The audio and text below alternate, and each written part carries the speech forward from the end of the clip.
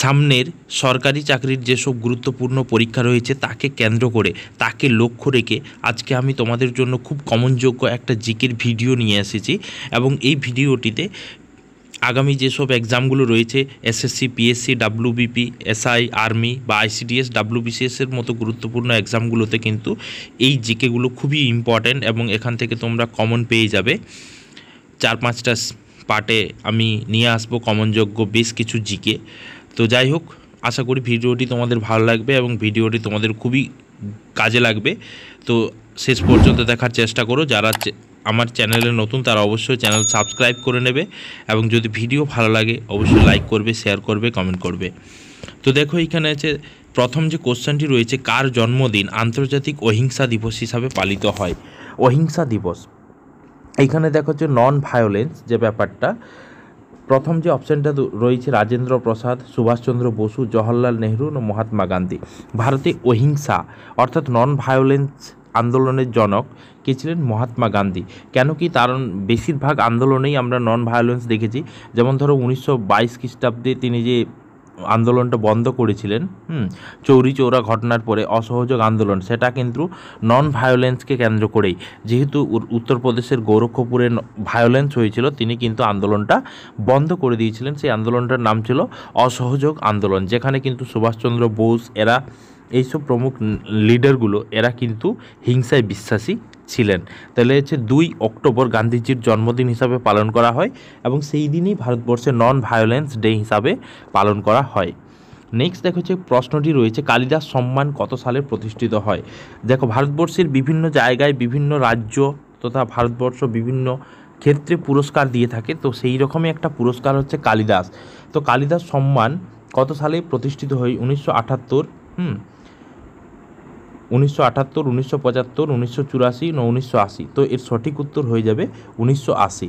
মধ্যপ্রদেশ সরকার শাস্ত্রীয় সঙ্গীত, শাস্ত্রীয় নৃত্য, এইসব ব্যাপারে যেসব পারদর্শী ব্যক্তিত্ব তাদেরকে কিন্তু এই পুরস্কার দিয়ে থাকেন এবং এই পুরস্কারের মূল্য হচ্ছে 2 লাখ টাকা। প্রতি বছর এই পুরস্কার দেওয়া হয়ে থাকে মধ্যপ্রদেশ সরকার দ্বারা এবং এই পুরস্কার চালু হয়েছিল 1980 সাল থেকে। নেক্সট দেখো, প্রশ্ন রয়েছে যে নিম্নলিখিতগুলির মধ্যে 4 জন ব্যক্তি রয়েছে, কে তার জন্য মানে অস্কারের পাশাপাশি গোল্ডেন গ্লোব পুরস্কার জিতেছে আন্তর্জাতিক সঙ্গীতে অবদানের জন্য? তাহলে হচ্ছে কে আন্তর্জাতিক সঙ্গীতে অবদানের জন্য অস্কারের পাশাপাশি গোল্ডেন গ্লোব পুরস্কার জিতেছে? 4টা অপশন দেওয়া রয়েছে, পণ্ডিত যশরাজ, আর রহমান, রবিশঙ্কর না জাকির হোসেন?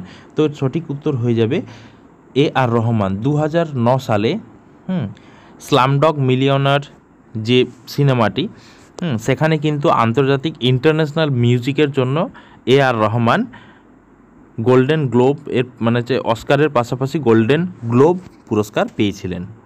ঠিক আছে, দেখো নেক্সট যে কোশ্চেন রয়েছে 4 নাম্বার, যে 2011 সালের আদমশুমারি অনুযায়ী, লাস্ট আমাদের 2011 সালেই কিন্তু সেন্সাস হয়েছে এবং এই সেন্সাস কিন্তু খুবই গুরুত্বপূর্ণ। ঠিক আছে, যেহেতু এখনও পর্যন্ত প্রতি 10 বছর অন্তর অন্তর সেন্সাস বা আদমশুমারি হওয়ার গল্প যদিও এখনও হয়নি, তো 2011 সাল কিন্তু এখনও খুব গুরুত্বপূর্ণ। তো এই অনুযায়ী ভারতের সাক্ষরতার হার সবচেয়ে বেশি কোথায়? লাক্ষাদ্বীপ, গোয়া, মিজোরাম না কেরালা? তো এর সঠিক অ্যান্সার হয়ে যাবে কেরালা, যেখানে ভারতবর্ষে শিক্ষার হার সারা দেশ জুড়ে 77% মোটামুটি। তো সেখানে কিন্তু কেরালাতে 94%। এখানে কিন্তু সারা ভারতবর্ষের মহিলা শিক্ষার হারও সবচেয়ে বেশি। নেক্সট দেখো, নিচের কোনটি পঞ্চনদের অন্তর্ভুক্ত নয়? আমরা পঞ্চনদ কাকে বলি? পঞ্চনদ বলি সিন্ধু নদ এবং তার যে ডান তীর, বাম তীর, অর্থাৎ বাম তীর এবং দক্ষিণ দিকের যে 5টা উপনদী রয়েছে যেগুলোকে পঞ্চনদী বলা হয়। তো দেখো এখানে যে বিয়াস বা বিপাশা, সতলেজ বা শতদ্রু, সিন্ধু আর রবি বা রাভি। তো এখানে পঞ্চনদ বলতে বিয়াস, সুতলেজ, রাভি বা ইরাবতী আর চন্দ্রভাগা এবং আর ঝিলাম, এই 5টা নদীকে আমরা কিন্তু পঞ্চনদ বলি, যেখানে কিন্তু সিন্ধু হচ্ছে মূল নদী এবং এই বাকি যে 3টে নদী রয়েছে এগুলো হচ্ছে সিন্ধু নদীর উপনদী। ঠিক তো, নেক্সট দেখো যে প্রশ্নটি রয়েছে, উদ্ভিদের মধ্যে খালি মাটি জৈব পদার্থের একটা স্তর দিয়ে আচ্ছাদিত হয় মাটির আর্দ্রতা ধরে রাখার জন্য, এটাকে ড্যাশ বলা হয়। দেখো এখানে যে অপশান দেওয়া রয়েছে মালচিং, শিলাবাঁধ, আশ্রয় বেল্ট, কন্টিউর, ব্যারিয়ার বা বাধা। তো এর সঠিক অ্যান্সার হয়ে যাবে মালচিং। মালচিং সিস্টেমটা কেমন, ধরো যেখানে চাষবাস করা হয়, যে কোথাও সবজি চাষ করা হলো, এরকম যে তৈরি করা হয় আল, যেখানে কিন্তু ধরো এখানে বীজ রোপণ করা হচ্ছে, তো এইরকম করে এবার এই জায়গাটায় গর্ত যেখানে জল থাকবে, আবার এরকম করে একটা আল, আবার গর্ত, এরকম করে একটা আল। তো এই যে আলগুলো রয়েছে, এই আলের ওপরে কিন্তু প্লাস্টিক দ্বারা আচ্ছাদিত থাকে, ঠিক আছে। এগুলো প্লাস্টিক দ্বারা আচ্ছাদিত থাকে যাতে মাটির আর্দ্রতা ধরে থাকে, ঠিক আছে। তো এই সিস্টেমটার নামে হচ্ছে মালচিং, ঠিক আছে। নেক্সট দেখো যে কোশ্চেনটি রয়েছে যে একটা নারকেলের তুষ ড্যাশ টিস্যু দ্বারা তৈরি হয়, ঠিক আছে, টিস্যু বা কলা। তো এর সঠিক অ্যান্সার হয়ে যাবে দেখো কোলেন কাইমা, জাইলেম, স্যারেন কাইমা না প্যারেন কাইমা। দেখো তো এর সঠিক অ্যান্সার হয়ে যাবে স্যারেন কাইমা। তাহলে একটা নারকেলের তুষ স্যারেন কাইমা টিস্যু দিয়ে তৈরি। নেক্সট দেখো প্রশ্ন রয়েছে যে ভারতের কোন প্রধানমন্ত্রীর নেতৃত্বে ভারতের সংবিধানে মৌলিক কর্তব্য যোগ করা হয়েছিল। দেখো আমাদের ফান্ডামেন্টাল ডিউটিস মানে ফান্ডামেন্টাল রাইটসের পাশাপাশি অর্থাৎ মৌলিক অধিকারের পাশাপাশি আমাদের বেশ কিছু ফান্ডামেন্টাল ডিউটিস রয়েছে, যেগুলো আমাদের সংবিধানের 51A ধারাতে উল্লেখ করা রয়েছে। ফান্ডামেন্টাল ডিউটিস কতগুলো রয়েছে? 11টি রয়েছে।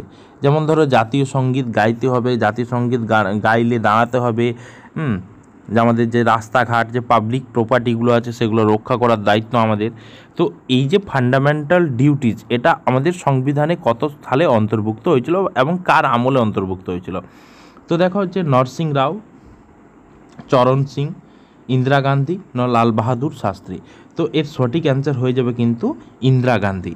দেখো 1976 সালে আমাদের যে সংবিধানের 42তম সংবিধান সংশোধন হয়েছিল, এই 42তম সংবিধান সংশোধনে 51A ধারাটি যুক্ত হয়েছিল এবং এখানেই কিন্তু 11টি মৌলিক কর্তব্যের গল্প বলা রয়েছে, ঠিক আছে।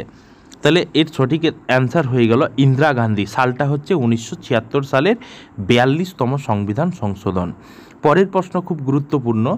দেখো এখানে যে রয়েছে যে নিম্নলিখিত কোন উৎসব আগস্ট এবং সেপ্টেম্বর মাসে পালিত হয়? দেখো মকর সংক্রান্তি, পশ্চিমবঙ্গে পালিত হয় মকর সংক্রান্তি কোন? জানুয়ারি মাসে।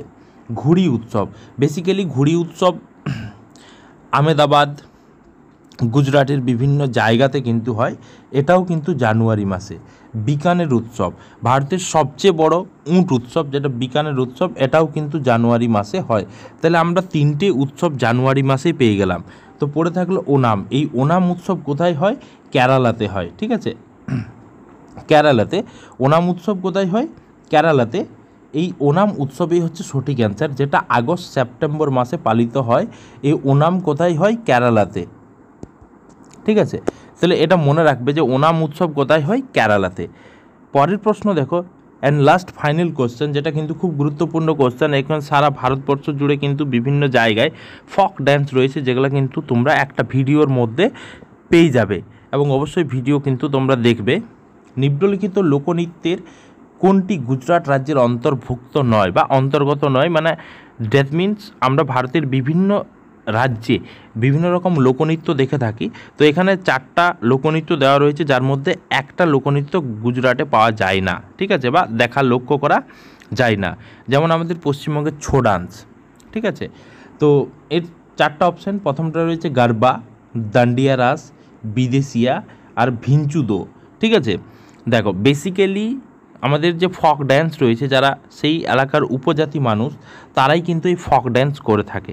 তো এর সঠিক অ্যান্সার হয়ে যাবে বিদেশিয়া, ঠিক আছে। এই বিদেশিয়া ফক ড্যান্স যেটা রয়েছে, এই ফক ড্যান্স কারা করে থাকে? এই ফক ড্যান্স সাধারণত বিহারের মানুষ করে থাকেন, ঠিক আছে, বিহারের মানুষ করে থাকেন। তাহলে আমরা বিদেশিয়া ফক ড্যান্স কোথায় লক্ষ্য করি? ভারতবর্ষের বিহার রাজ্যে। তো যাই হোক, আশা করি বন্ধু তোমাদের ভিডিওটি ভালো লেগেছে এবং পরের ভিডিও পাওয়ার জন্য অবশ্যই আমার ইউটিউব চ্যানেল সাবস্ক্রাইব করে নেবে এবং পরের ভিডিও আসা পর্যন্ত ভালো থেকো, সুস্থ থেকো। Thank you.